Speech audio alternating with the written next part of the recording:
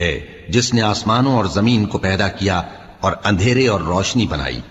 پھر بھی کافر دوسری ہستیوں کو اپنے پروردگار کے برابر ٹھہراتے ہیں.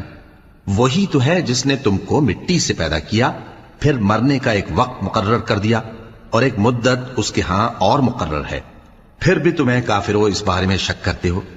اور آسمان اور زمین میں وہی اللہ تو ہے، وہ تمہاری پوشیدہ اور ظاہر سب باتیں جانتا ہے، اور تم جو کام کرتے ہو وہ سب سے واقف ہے.